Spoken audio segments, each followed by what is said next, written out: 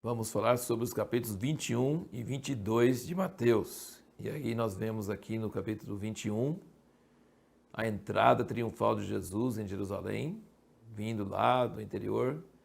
Versículo 10 fala, ao entrar em Jerusalém, agitou-se a cidade toda e perguntava, quem é este? E as multidões respondiam, este é o profeta Jesus de Nazaré da Galileia. Mas ele veio montado num jumento emprestado.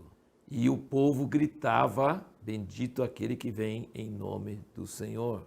Versículo 9. Mas essa é uma pré-estreia do capítulo 19 de Apocalipse, versículo 11, quando ele vai voltar a segunda vez montado no cavalo branco, não é mais no jumento. Aqui diz no versículo 5, que é citado de Zacarias, foi dito pelo profeta Zacarias. Dizei à filha de Sião, eis que aí vem o teu rei manso e montado em um jumento, em jumentinho, cria de animal de carga. Então, dessa vez ele veio manso e o povo gritando, bendito aquele que vem em nome do Senhor, e a cidade toda comovida, e foi um momento de popularidade. Mas em Apocalipse 19, 11, ele vem para juízo, ele vem com o cavalo branco, ele vem com os exércitos do céu atrás dele, não vem com essa humildade aqui não. E ele diz no capítulo 23, né, não é da leitura de hoje, mas você vai ler amanhã, o versículo 39, ele diz, pois eu vos declaro que desde agora de modo nenhum me vereis, até que digais, bendito aquele que vem em nome do Senhor. Então, falaram, bendito aquele que vem em nome do Senhor agora, mas só o povo comum. E o povo comum, a multidão rapidamente muda de ideia, folha de bananeira, né? Vem, toca para cá, toca para lá, muda rapidamente. E as autoridades não aceitaram ele. Mas no fim ele falou que vai voltar e Jerusalém inteiro, o povo judeu inteiro vai dizer bendito que ele vem em nome do Senhor, ele vai ser aceito de verdade.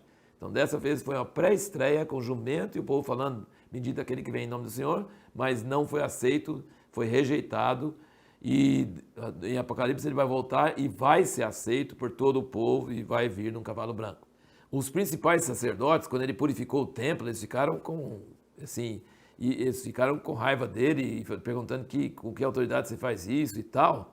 E aí ele fez uma pergunta para eles. Se vocês me falassem que o batismo de João era do céu dos homens, eu te digo que autoridade eu faço. E eles falaram, se nós falarmos que é dos homens, nós tememos o povo. Tá, pensou?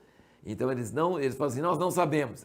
Para eles ele era dos homens, para eles era João Batista não era nada. Mas eles não tiveram coragem de falar, e Jesus sabia que eles não iam ter coragem de falar que era da terra, diante do povo, né? Que o povo tudo achava que era do céu mesmo, então eles não tinham coragem de ir contra o povo. E no versículo 46 do capítulo 21, ele diz, procuravam prendê-lo, mas temeram o povo por quanto este o tinha por profeta. Então, tanto em responder sobre João ser a autoridade do céu e da terra, eles temiam o povo, quanto em prender Jesus, quando eles viam que estava falando uma parábola contra eles, eles também tiveram medo do povo. Mas essa popularidade dura pouco. Vocês vão perceber nos próximos capítulos como essa popularidade mudou. Então, nunca confie em popularidade. Nunca confie em aplauso do povo. Nunca confie. Jesus não confiava e nós também não podemos confiar nunca na popularidade, na democracia, nos votos do populares, nada disso. Porque eles mudam de um dia para o outro. É falso, é muito hipócrita, muito falso. Mas a pergunta que nós fizemos no último vídeo foi como Jesus nos ensina que é muito importante conhecer as Escrituras. Eu quero mostrar para vocês, nesses dois capítulos, como Jesus cita as Escrituras.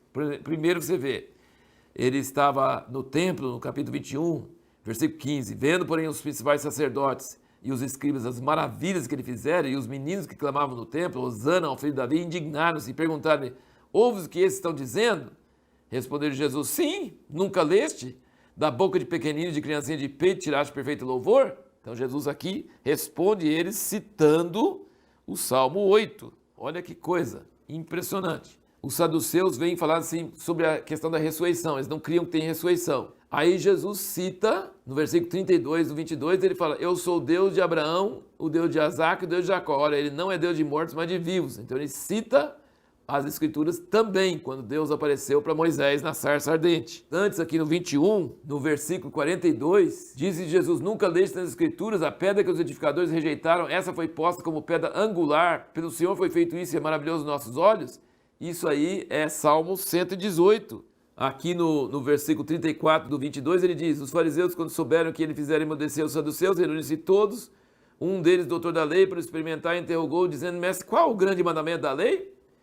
Respondeu-lhe Jesus, amarás o Senhor teu Deus de todo o teu coração, de toda a tua alma e de todo o teu entendimento. Esse é o grande primeiro mandamento. Isso é onde? Deuteronômio 6. E o segundo, semelhante a este, é amarás o teu próximo como a ti mesmo. Levítico 19. Então Jesus soube catar do Velho Testamento versículos para dizer do primeiro e o segundo grande mandamento. E aí ele tinha feito, tanto os saduceus ficar calados, quanto os fariseus. Os saduceus eram os modernistas e os fariseus eram os tradicionais, os fundamentalistas. E aí ele faz pergunta para eles. Ele diz, no versículo 42 do 22, que pensais vós do Cristo? De quem é filho? Responderam eles, de Davi. Replicou-lhes ele, como então que Davi no Espírito lhe chama Senhor, dizendo, disse o Senhor ao meu Senhor, assenta-te à minha direita até que eu ponha os teus inimigos debaixo dos teus pés.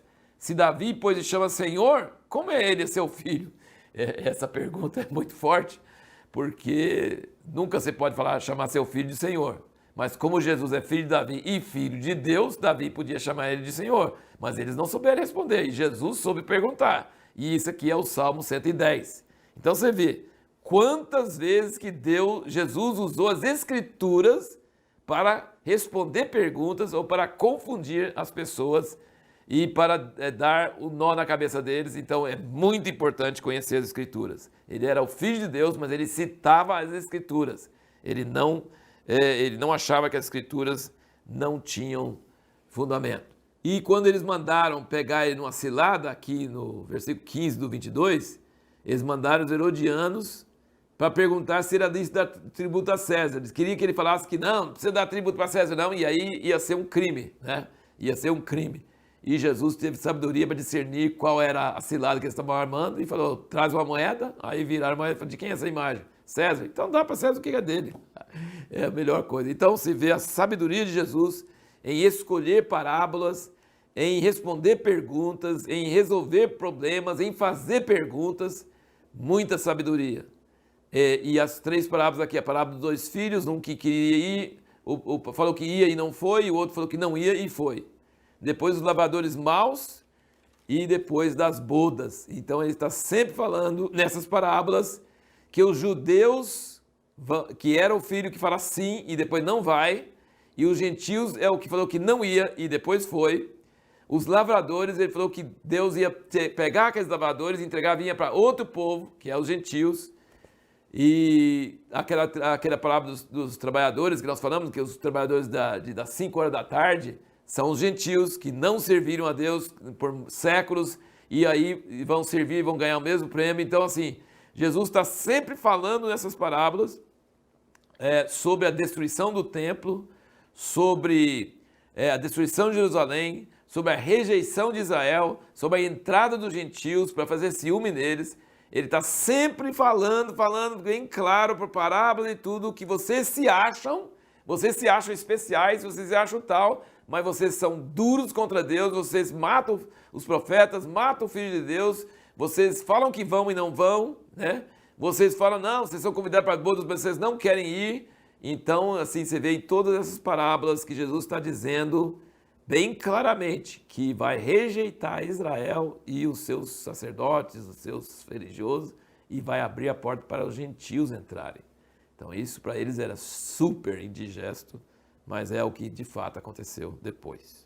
A pergunta que nós vamos fazer no próximo vídeo é: uma pessoa cheia de amor pode ser muito forte nas suas palavras para denunciar a religiosidade? Por quê?